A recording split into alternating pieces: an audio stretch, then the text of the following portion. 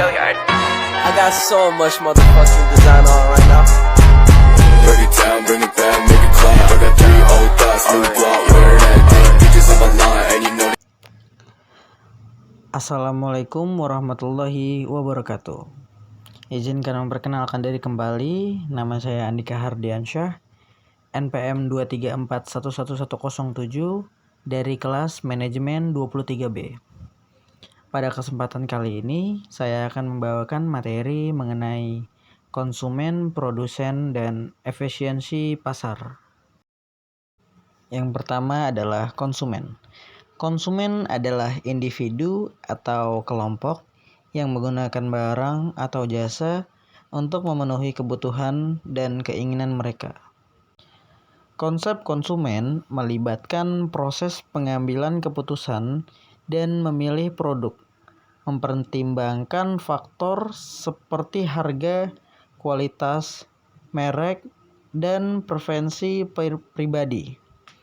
Faktor ekonomi, sosial, dan psikologis juga memengaruhi perilaku konsumen.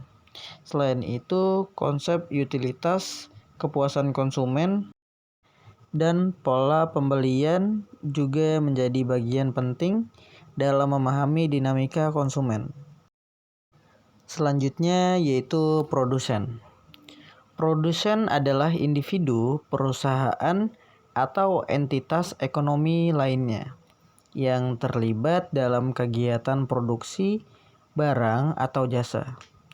Mereka bertanggung jawab untuk menggabungkan faktor produksi seperti tenaga kerja, modal, dan sumber daya alam untuk menciptakan produk atau layanan yang memenuhi kebutuhan konsumen.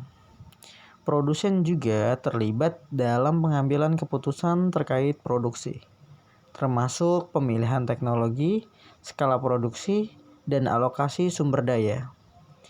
Aspek lain dari peran produsen melibatkan strategi pemasaran, distribusi, dan manajemen rantai pasok untuk membawa produk pasar dengan efisien. Peran produsen sangat penting dalam sistem ekonomi karena mereka menciptakan nilai tambah dan berkontribusi pada pertumbuhan ekonomi.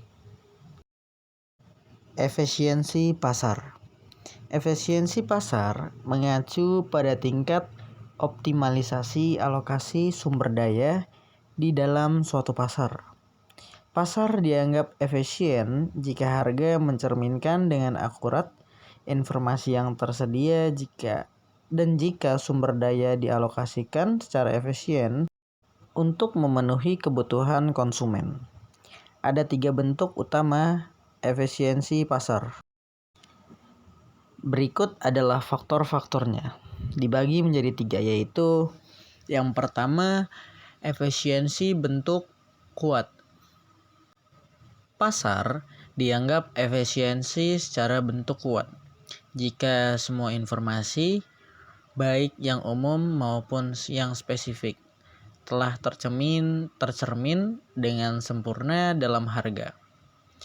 Dalam kondisi ini, tidak mungkin untuk menghasilkan keuntungan ekstra dengan menggunakan informasi tambahan. Yang kedua adalah efisiensi bentuk semi kuat.